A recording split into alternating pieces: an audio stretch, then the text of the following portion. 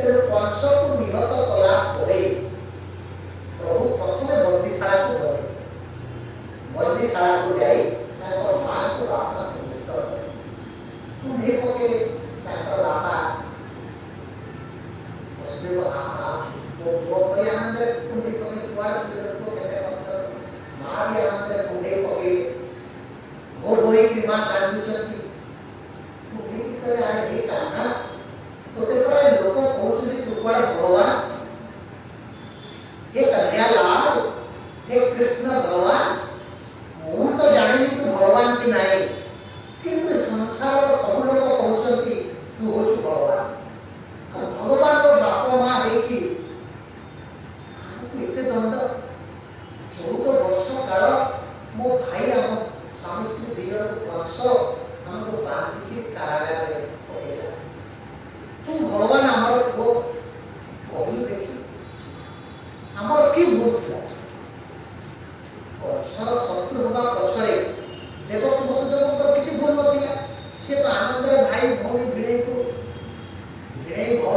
ଧରି ଆନନ୍ଦରେ ରଥରେ ବୁଲୁଥିଲା ନା ବାହାଘର ପରେ।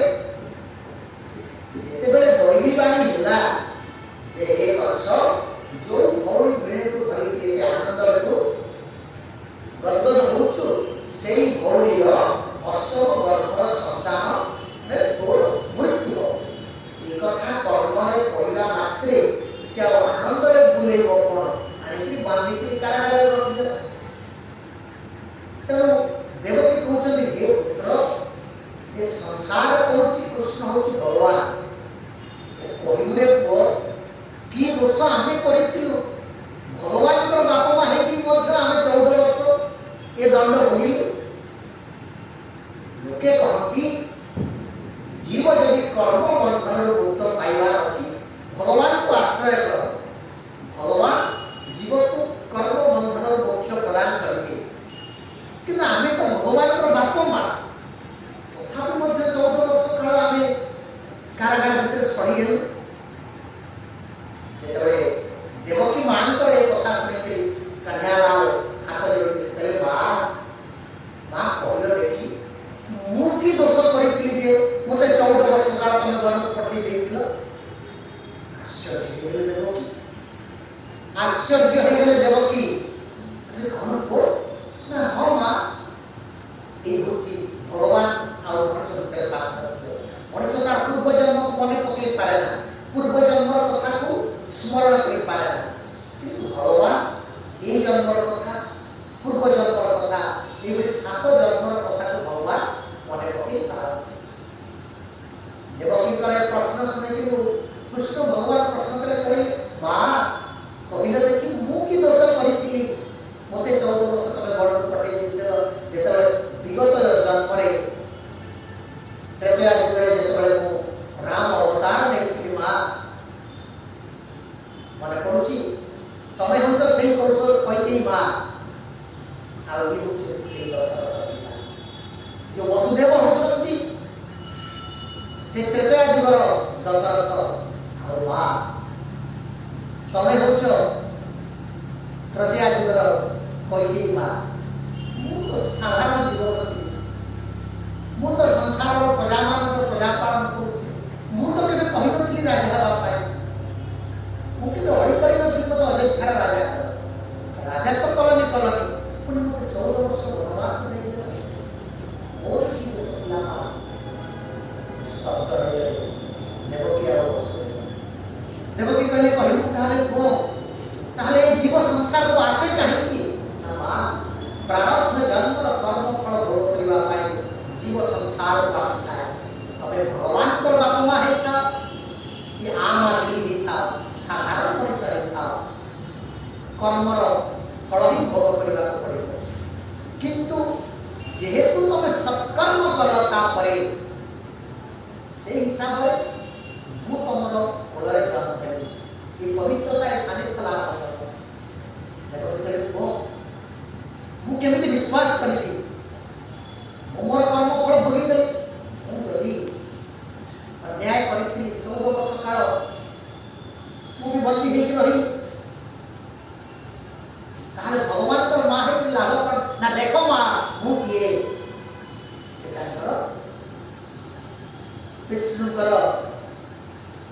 विश्वरूप को दर्शन दे हेले माँ यही को जीव को लाभ मिलता है जीव जिते बेले तार प्रारब्ध जन्म कर्म करे जीव जिते बेले भगवान सहित संग करे जीवन जिते बेले ईश्वर सहित साक्षात हो जाए से महाप्रभु विश्वरूप को अवलोकन करे माँ ये संसार में केते लोग प्रभु विश्वरूप दर्शन कर माँ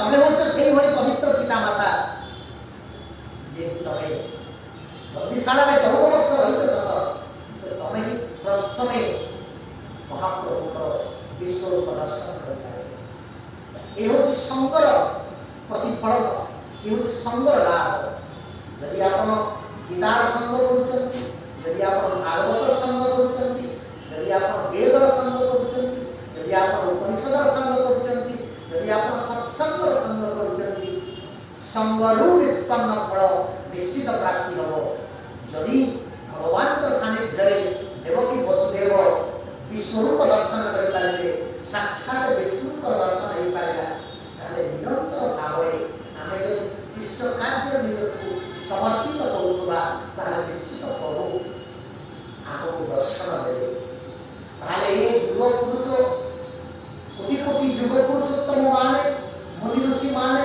साधु संत माने कई ईश्वर काम करते ना जदि ईश्वर दर्शन न पाई खाती ताले से केवे ईश्वर प्रति समर्पित हो न खाती स्पष्ट मन पड़े स्पष्ट प्रतीयमान हुए जीव जदि धैर्यर सहित निष्ठार सहित निष्कलंक भाव मन में किसी न रखे जिते जंजाली आप ना जिते अभाव थाक ना जिते दुख थाक ना जिते असुविधा थाक ना ये कांडी बांधिक ये मंदिर को जो 3 घंटा आसुंच दुख को कांडी बांधिक आनी ठीक ना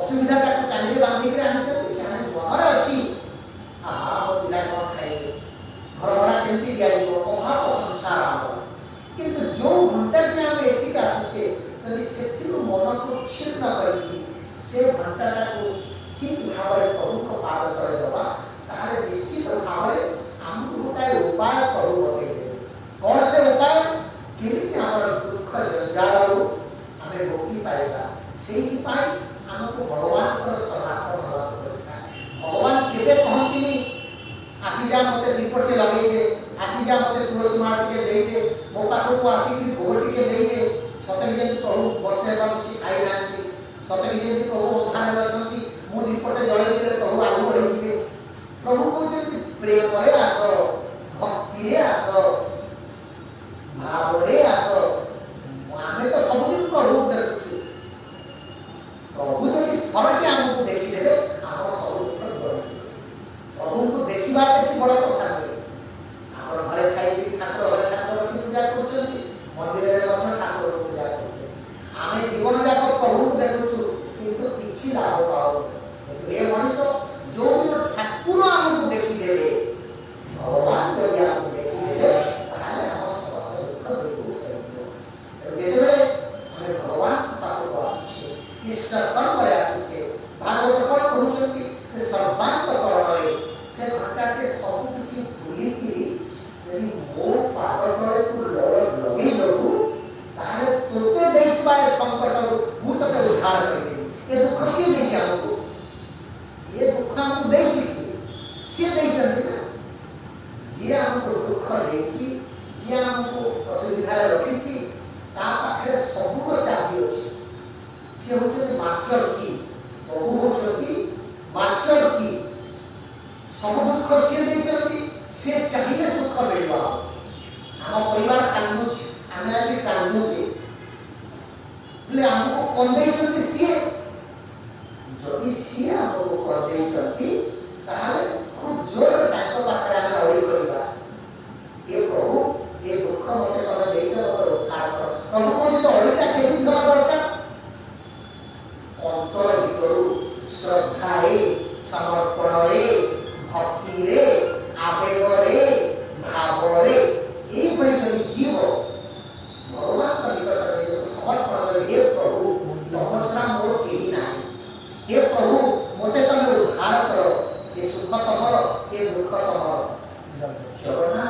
କରିବା ପାଇଁ କିଛି ବଡ଼ ମନ୍ତ୍ର ଶିଖିବା ଦରକାର ନାହିଁ। ଜଗନ୍ନାଥଙ୍କୁ ଡାକିବା ପାଇଁ ବଡ଼ ଜାତିରେ ଜନ୍ମ ହେବା ଦରକାର ନାହିଁ। ଜଗନ୍ନାଥଙ୍କର ଶରଣାପନ୍ନ ହେବା ପାଇଁ ଭଲ ପୋଷାକ ପତ୍ର ପିନ୍ଧିବା ଦରକାର ନାହିଁ। ଜଗନ୍ନାଥଙ୍କର ଆଶୀର୍ବାଦ ପାଇବା ପାଇଁ ଦାମୀ ଭୋଗ ଲଗେଇବା ବି ଦରକାର ନାହିଁ। କିଛି ତମର ସଂସ୍କାର ଦରକାର ନାହିଁ, ଜ୍ଞାନ ଦରକାର ନାହିଁ, ଜାତି ଦରକାର ନାହିଁ। ପ୍ରଭୁଙ୍କର ମନ୍ତ୍ର କ'ଣ? ବଡ଼ ମନ୍ତ୍ର। ଆମେ କୋଉ ସଂସ୍କୃତ ମନ୍ତ୍ର ତ ଆମେ ଜାଣିନୁ। ମନ୍ତ୍ର ଯିଏ ପଢୁଛନ୍ତି ପ୍ରଭୁ ବୋଧେ ତାର ନିଜ ଜଗନ୍ନାଥଙ୍କର ମନ୍ତ୍ର ଓ ମଣିମା ମଣିମା ବିଜେ କର, ମଣିମା ମନ୍ଦିର ଖୋଲ, ମନ୍ଦିର ପହୁଡ଼ ଚାଲ। ଜଗନ୍ନାଥଙ୍କର ବଡ଼ ମନ୍ତ୍ର ହେଉଛି ମଣିମା। କହିଲି ମା କିଏ ମଣିମା ବୋଲି ଡାକି ପାରିବନି? ମଣିମା ଠାରୁ ବଡ଼ ମନ୍ତ୍ର ପ୍ରଭୁଙ୍କର କିଛି ନାହିଁ।